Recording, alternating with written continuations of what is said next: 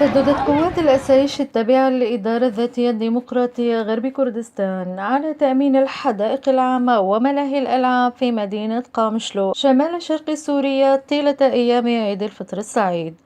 للحفاظ على أرواح الأطفال والأهالي من عمليات إرهابية قد يقدم عليها عناصر من تنظيم الدولة الإسلامية داعش الذي يستهدف عادة التجمعات البشرية،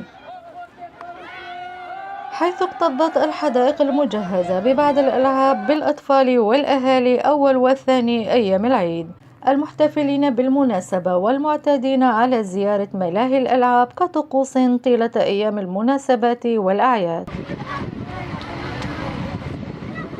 وعبر الأطفال المتواجدين في الحديقة البريس 23 عن سعادتهم اللعب دون خوف بعد الخدمات الأمنية التي قدمتها قوات الأسايش. خوشی کرده امشي في مبسوطين خودي وقالك عيدا فيروز به اف حديقه قالك خوشي كرنا وسفينه وتشتيت هنا كما يشار إلى أن مجموعة من الشباب في المدينة أطلقوا للسنة الثانية على التوالي حملة صباحكم خير عيدكم مبارك حفاظا على طقوس العيد التي تميزت بها مدينة قامشلو التي اعتادت صباحات أعيادها على طرق الأطفال المتجولين بين حاراتها الشعبية على أبواب الجيران والأقارب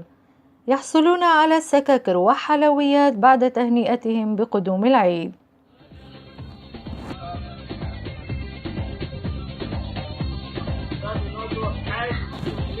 كما شهدت السنوات السابقة انخفاضا ملحوظا في عدد الأطفال المشاركين على استمرار أحياء الطقس المتوارث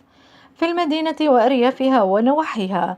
والتي يرجح البعض انخفاضها لتدهور الأوضاع الأمنية في المنطقة. لمر أركندي، القامشلي، خاص بريس 23.